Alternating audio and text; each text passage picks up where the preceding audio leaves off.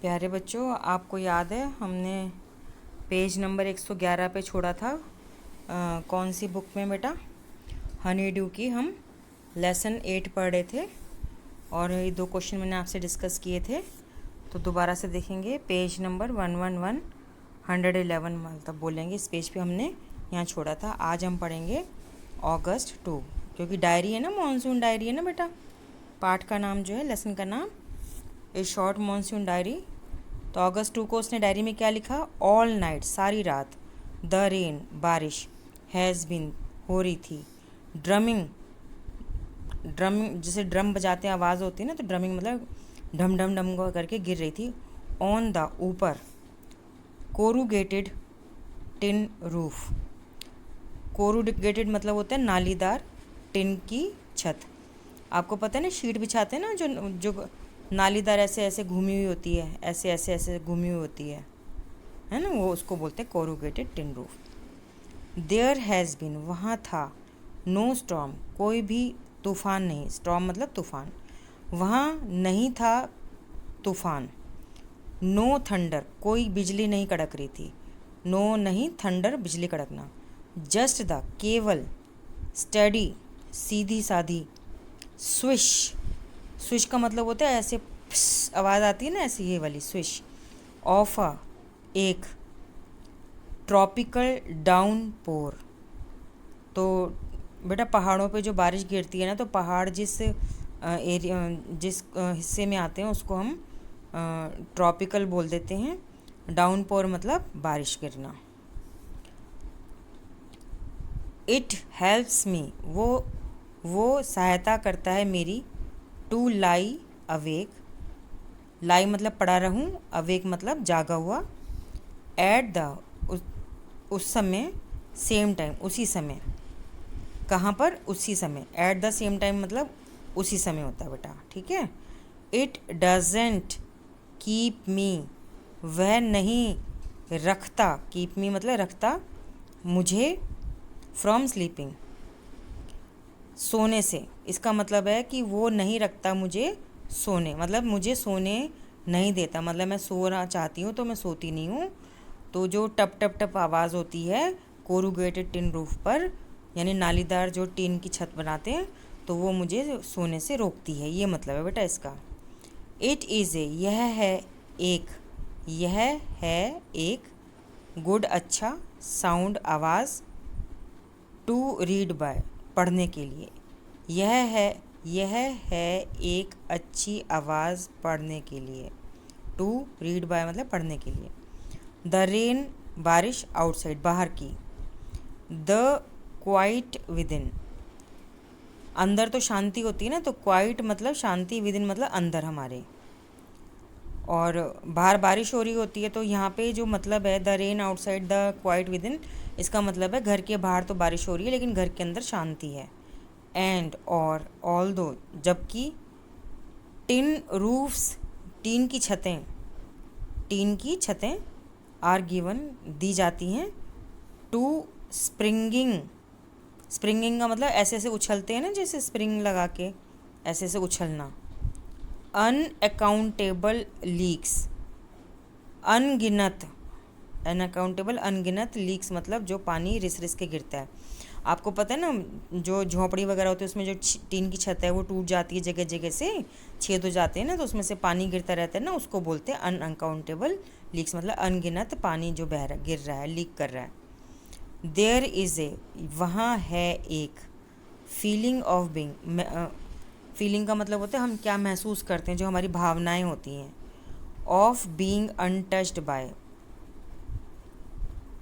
मतलब हमारे अंदर भावना है कि हमें छुआ नहीं गया है। And yet in touch with, और जबकि हम उसको छूते हैं। तो बेटा छूना और ना छूना किसके संदर्भ में है? रेन के।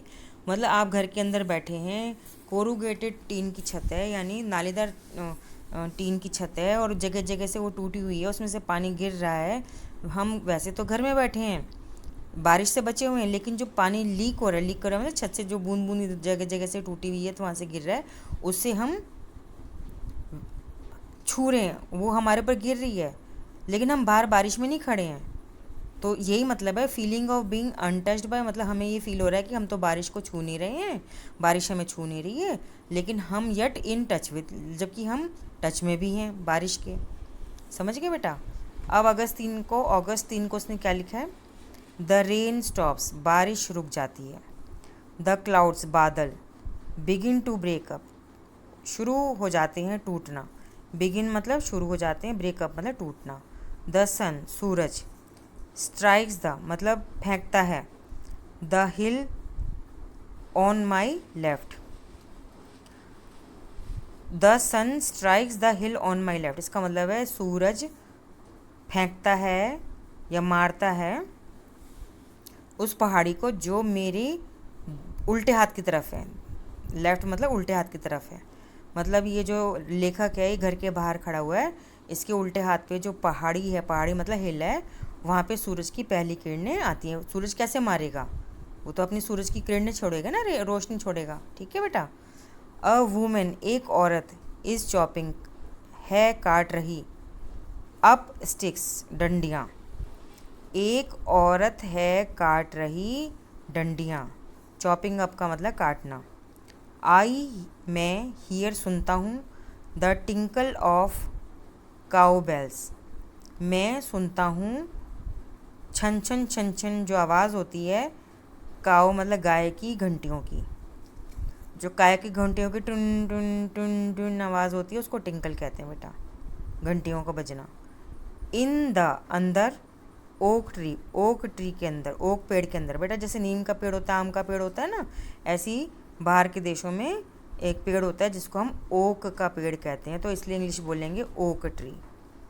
अंदर एक ओक ट्री के, ए क्रो, एक कौआ, शेक्स हिलाता है, द रेन ड्रॉप्स, बारिश की बूंदें, फ्रॉम हिज, अपने, फैदर्स, पंखों से, एंड काउज, और काँव काँव करता है। काउज मतलब काँव काँव करना, स्पेलिंग देखेंगे काउज, CAWS, काउज।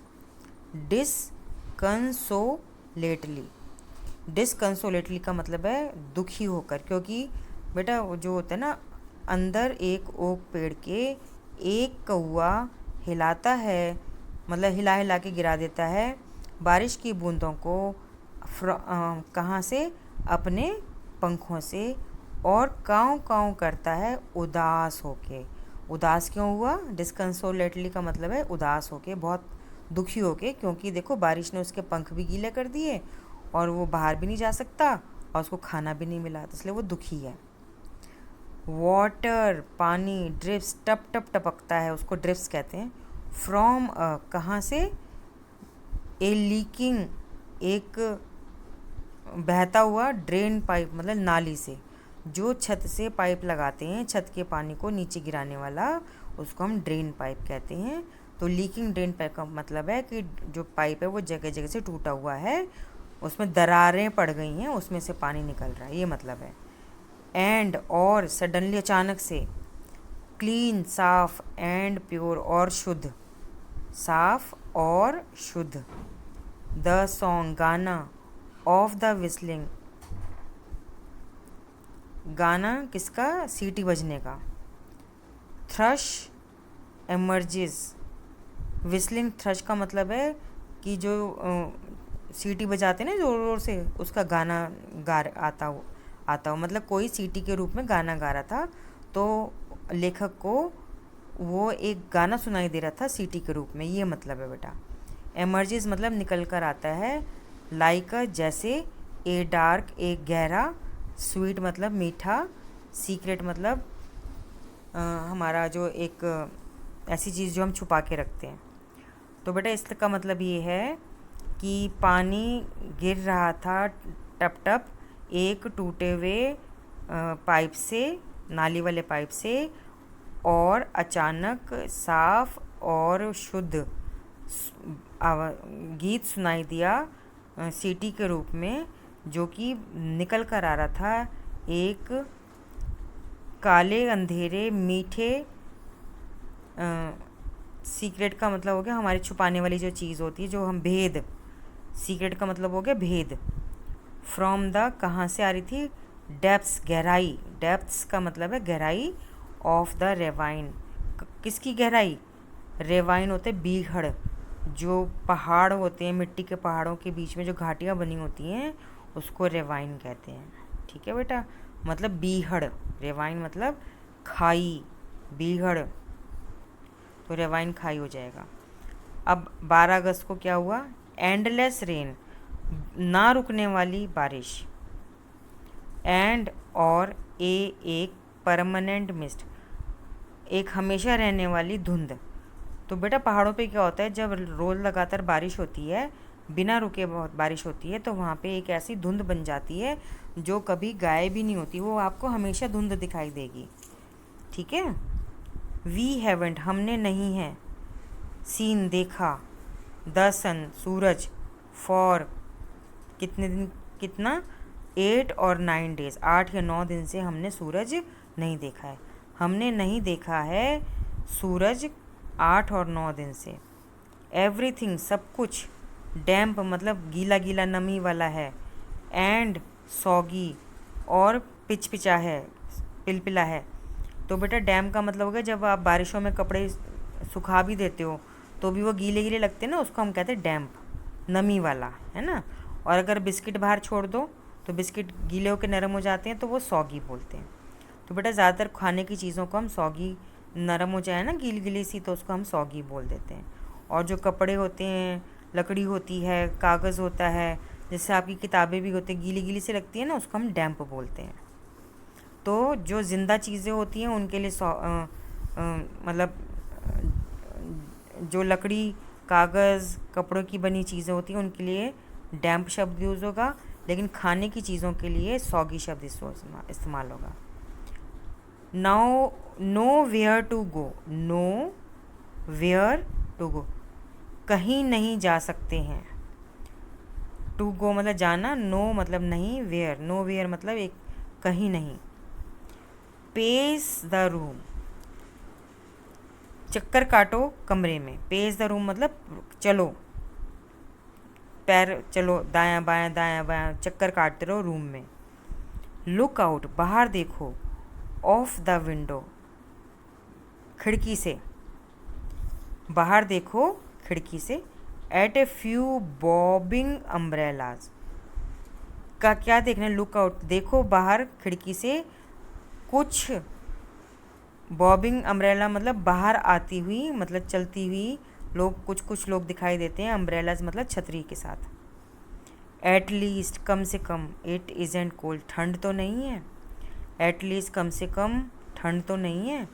हम कई बार बोल देते ना, हाय हाय कितनी गर्मी है, पर पता है जल नहीं रहे हम, गर्मी तो है पर हम जल नहीं रहे।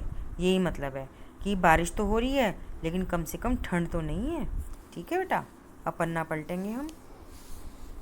ये 111 पेज था, अब हम आ गए हैं 112 पेज पर। ठीक है बेटा,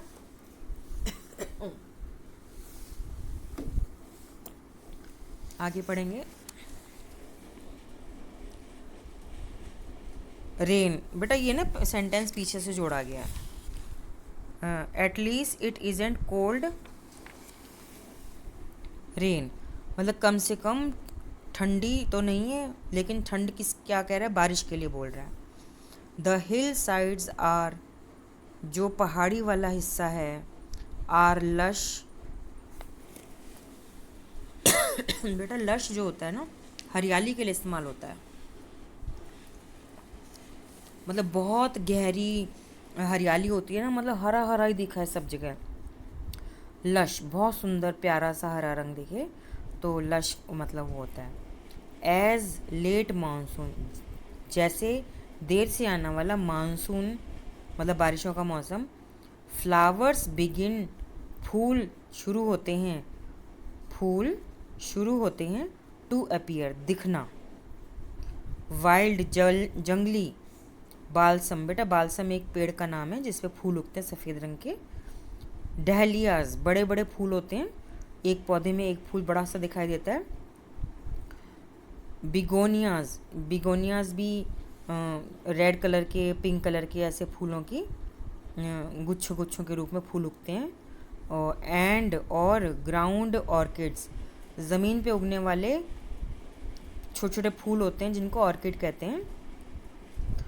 तो ये बहुत सुंदर फूल होते हैं और ये केवल पहाड़ों पर ही उगते हैं। ठीक है, तो बेटा आज के लिए इतने काफ़ी है। आप सब बच्चे गूगल इस्तेमाल करना चाहते हैं, ऑनलाइन जानते करना, आप गूगल पे सर्च करिएगा ये नाम बालसम। ठीक है, और डहलियाज, ये स्पेलिंग टाइप करिएगा एक एक करके। पहले ये टाइप करके देखिएगा कैसी फ़ोटो आती है, क्या बताते हैं। फिर ये वाली स्पेलिंग टाइप करके देखिएगा कैसी फ़ोटो आती है। फिर ये स्पेलिंग टाइप करके देखिएगा कैसी फ़ोटो आती है। और उसके बाद ऑर्किड्स, ग्राउंड नहीं देखेंगे, ग्राउंड का मतलब तो ज़मीन हो गया, क्योंकि ऑर्किड पेड़ों पर भी उगते हैं। ऑर्किड छोटा पौधा होता है जो कि पेड़ की शाखाओं पर भी उगाता है, कहीं पे भी उगाता है। तो ग्राउंड ऑर्किड का मतलब है ज़मीन पे उगने वाले ऑर्किड। तो ये ऑर्किड जो है इसकी स्पेलिंग टाइप करके इसके बारे में ढूंढिएगा। तो बेटा आज के लिए इतना काफ़ी है, कल हम आगे पढ़ेंगे। ठीक है बेटा।